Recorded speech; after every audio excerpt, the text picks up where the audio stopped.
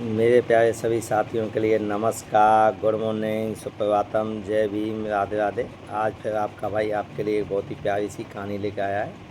सभी भाई मेरी कहानी को ध्यान से सुनिएगा। यदि आपको मेरी कहानी पसंद आए तो प्लीज़ लाइक, कमेंट और शेयर जरूर करें। एक बार की बात है, एक सपेरा एक जंगल से होके जा रहा था।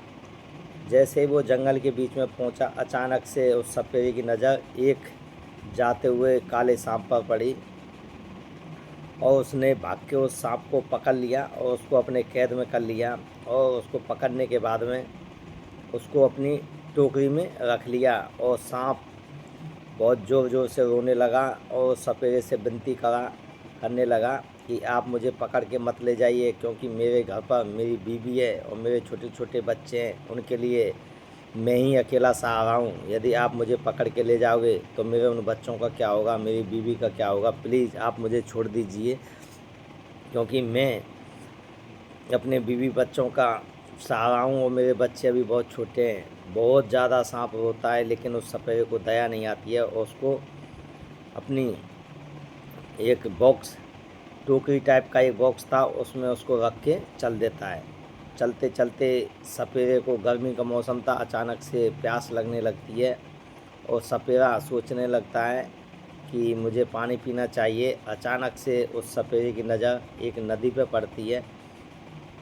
सपेरा सोचने लगता है कि इस टोकरी को, सांप को मैं यहीं पेड़ के नीचे छोड़ जाता हूँ, अभी मैं नदी से पानी पी के आता हूँ। जैसे ही वो सपेरा टोकरी को रख के पानी पीने के लिए जाता है और सांप ज़ोर ज़ोर से रोने लगता है, चिल्लाने लगता है। अचानक से एक मुर्गी वहाँ दाना चुगते हुए आती है और वो सांप की रोने की आवाज़ को सुनती है। तभी वो अचानक से उस सांप के पास आती है और सांप से बोलती है कि आप क्यों रो रहे हो, आपको क्या हुआ और आपको किसने कैद किया है। तभी सांप बोलता है कि बहना मेरी मदद करो और मैं आपको कुछ अहित नहीं करूँगा, आपको खाऊंगा नहीं, आप ये टोकरी हटाइए और मुझे इस आज़ादी से कैद कीजिए, आज़ादी दिलाइए।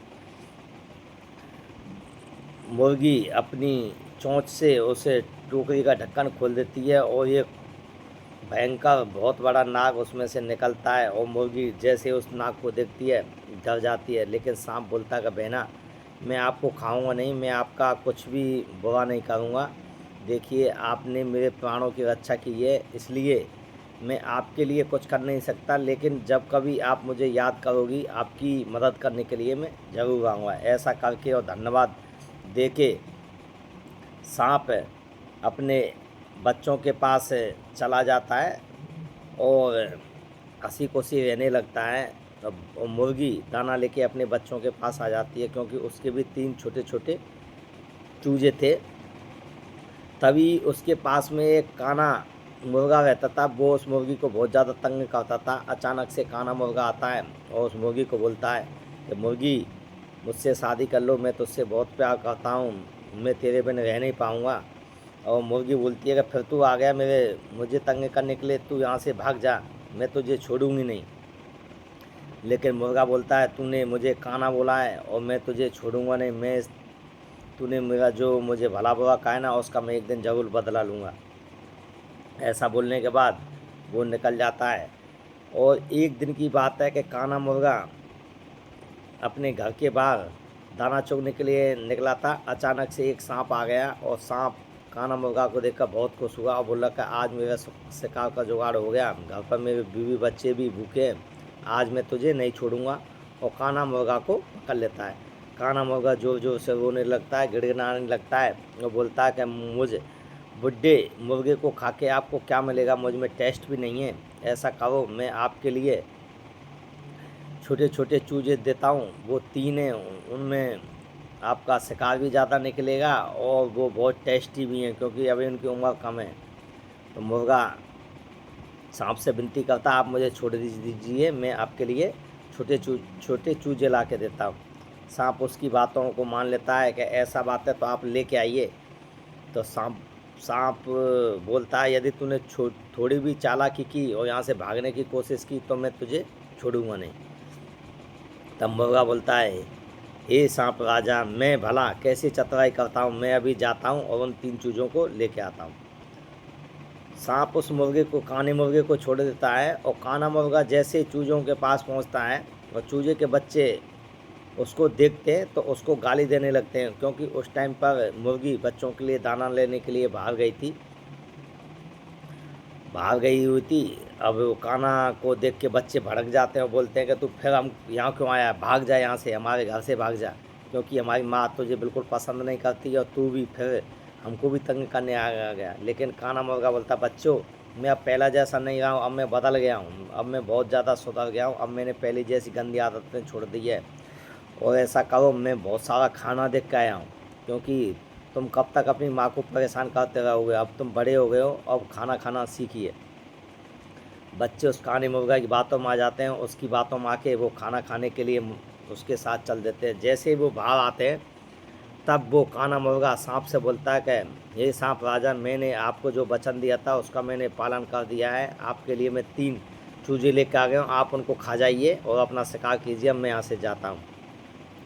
अचानक से वो मुर्गी वापस आती है, अपने बच्चों को अपने घर में नहीं देख के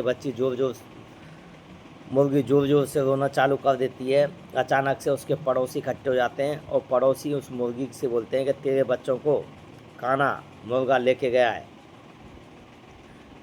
मुर्गी दौड़ के बाहर आती है और बाहर जैसे वो रोती धोती अपने बच्चों को खोजते हुए आती है, अचानक से उसके बच्चों को सांप खाने वाला होता है। तभी वो मुर्गी रोते रोते उसे सांप के पास आ जाती है और सांप से विनती करती है, हे सांप राजा, आप इन 3 बच्चों को क्यों खा रहे हो, आपको उन 3 बच्चों से क्या मिलेगा, ऐसा कीजिए, इनसे ज़्यादा मीट तो आप मुझे खा लीजिए, मुझ में मिल जाएगी।